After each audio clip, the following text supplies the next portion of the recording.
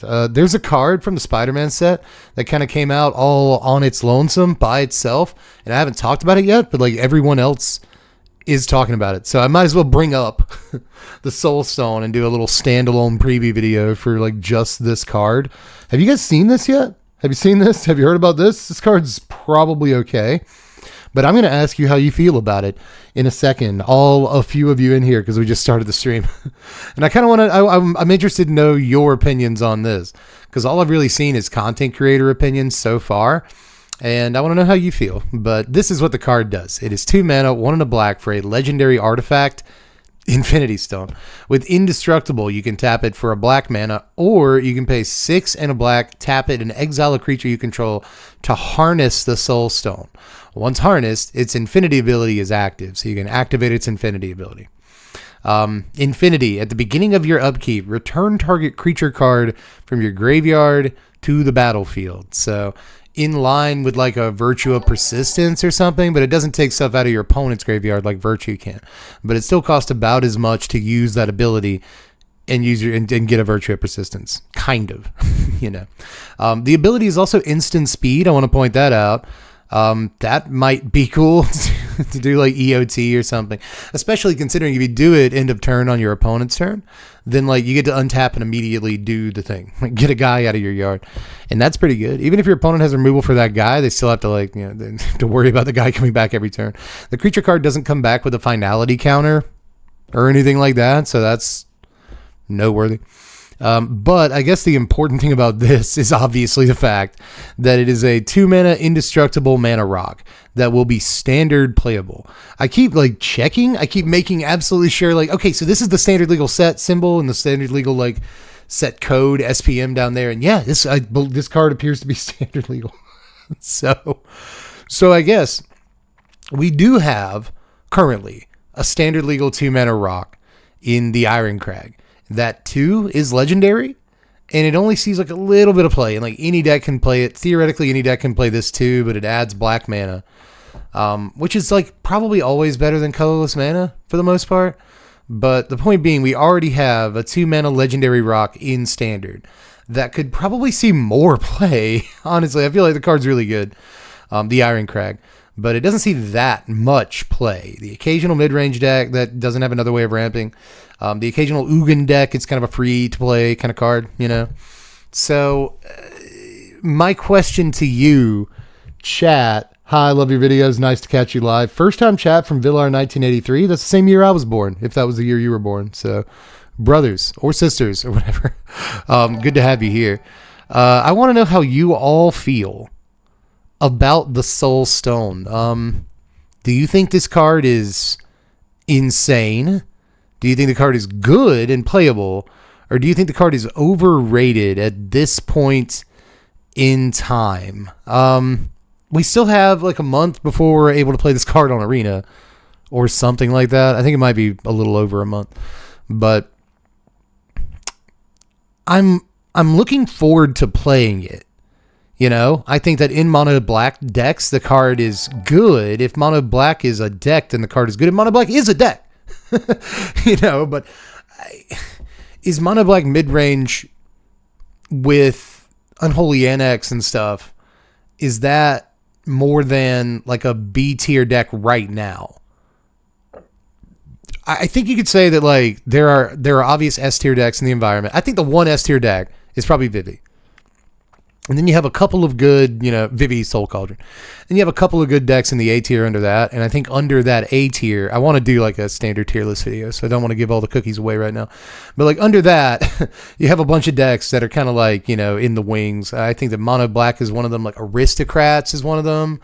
That deck's been turning in results like all season, like quietly, but it hasn't really broken through apart from a couple of like challenge top 8s and a Melee tournament. I forget the exact tournament, but it had like 300 players and Aristocrats top 8'd that. So there's been a couple of decks trying to break through, and I think that there's some C tier decks too, but this is like solid, you know, mono black or like any deck with Unholy Annex is like solid, like B or B minus at this moment as I'm recording this video. So does this help like those decks out enough? Because, you know, the Cecil like aggro decks, like those decks kind of exist too. And like Aristocrats decks, like there are decks that play Swamps in Standard right now. Dimir, obviously, the Dimir mid-range deck. But like, do they play this card? Like, I don't think so. I think like the one deck that plays this card is Mono Black. Like, very likely. It's just free. Like, you might as well play like at least one copy of this card. It's indestructible, so like even if they have artifact removal, they can't do anything about it. It's crazy that it's indestructible. I guess they can suplex it. Maybe this like forces suplex to see more play than it already has. But I don't know. Like even if they do have suplex or something, like that card's sorcery speed. If they have exercise, like that exiles, but it's sorcery speed, right? So if you can hit this EOT, then you still get like one activation of it theoretically.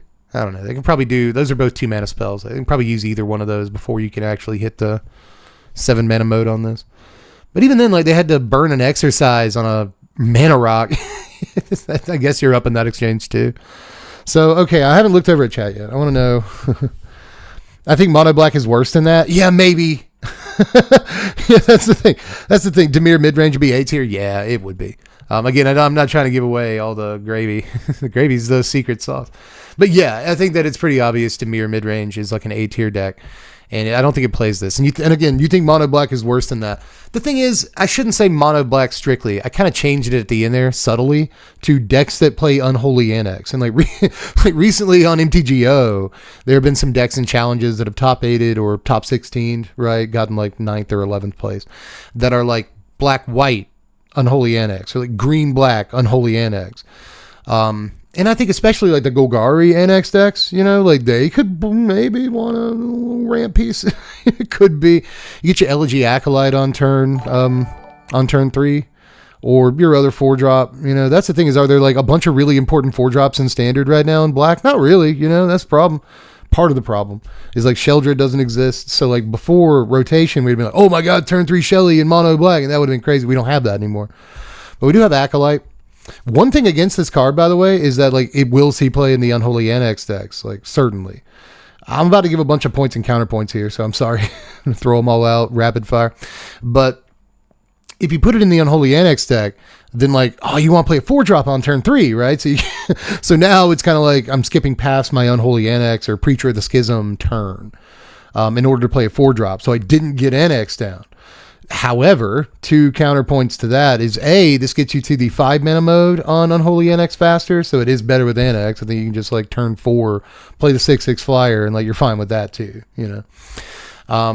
You can also like on turn 2 play this and then still play the Annex or like a Preacher of the Schism or an Unstoppable Slasher or whatever and have a mana left over for a Tragic Trajectory or Stab or Duress. Like the Mono Black deck has a lot of 1 mana plays. It can squeeze in on top of a 3-drop the next turn after it drops this. And so I still think the deck plays the card. It enables like a bunch of good turn 3s and 4s. We might even see like 5-drops, like Aclazats, to see a little bit more play if we can ramp into them more reliably, or like summon Primal Odin or something. You know, we just got in the Avatar set.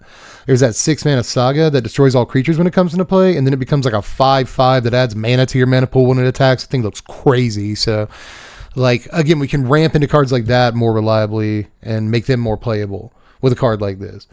I'm excited about dumb stuff with this, like what a Mutinous Massacre we just got in Edge of Eternities is like a 7-mana thing that sweeps all the odd or even mana value creatures, and then you get to steal the leftover creatures for a turn and attack with them.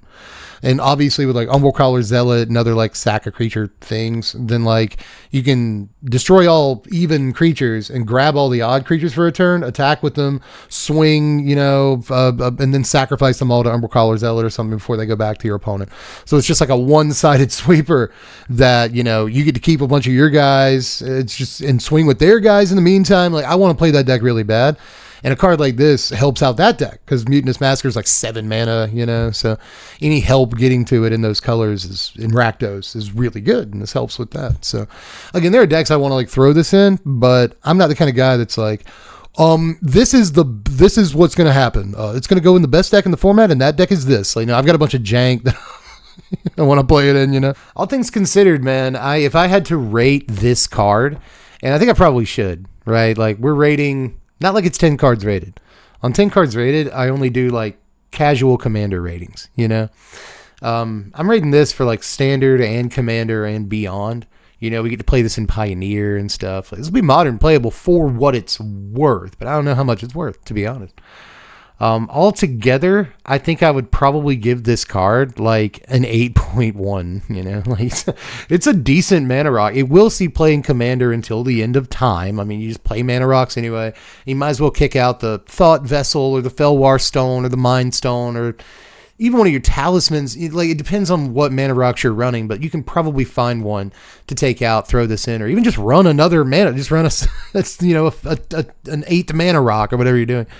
There's got to be reasons to do that, right? So I think in Commander, it's just one of those, like, it's not like Arcane Signet, and even Arcane Signet is not like a must-include card. I think it's a trap to think that it is, but it's getting as close to a must-include as you can get in a black Commander deck, especially if you're doing, you know, if you're not getting too aggressive or whatever. And if you care about artifacts like at all, you probably should play the card. So crazy, like the Urza, the Esper Urza deck, or like the Alayla deck that wants to play a bunch of artifacts and make 1/1s and stuff. Like, you play this, right? There's a lot of decks this goes into because of who the commander is. But just because you're playing swamps, like, it probably goes in, you know, it's pretty crazy in that way. But in standard, I won't say it goes in because you're playing swamps necessarily either there, but you know, I think a lot of decks that do play swamps will at least, like, they'll run the one. Like, especially at the beginning of the season, it might sneak one in. You know, might as well. And I think it's actually really interesting that mono black and, like, decks that run a lot of swamps now have access to, like, you know, play like 1 Virtue of Persistence, 1 Soul Stone, like 2 Soul Stones or something. And now they have access to, like, a fair number of effects that like get stuff out of a yard. And, like, that could be good long game, you know? So altogether, I think the card is pretty good at the end of the day. A little bit more narrow than I think a lot of people are saying, but, like, still wide enough to go in a bunch of commander decks, a bunch of standard decks, right? So narrow may not be the word to use. I just mean in context of how I've seen, like, other people talk about the card. Must include in every deck that has black, you know. I just don't know if I agree with that necessarily. But it is a pretty sick Magic card. So altogether, yeah, like 8.1 or something. The card's great. The card is great, and we'll see it in standard. I'm pretty freaking sure. Your Coffers does stuff with this. I guess just like more ramp with Cabal coverage. More ramp. You know what I mean? I didn't realize it was in February. Yeah, it was all the way back in February. But yeah, this will probably become like a little YouTube clip that I put on the channel. So if you're watching on YouTube, hi, we're on Twitch. Don't you wish you were watching live so that I could respond to some of your comments and stuff like that? Just go over to twitch.tv/SPMTGDev, link in the description. Sign up. We're here every Thursday around 8:30 or 9 p.m. Eastern Standard Time. But, you know, just let me know in the comments of the YouTube video too, like how you feel about this. Is it any actually good? You know what I mean? Most people in chat are just talking about like how I laugh at my own jokes and stuff and how that's fine.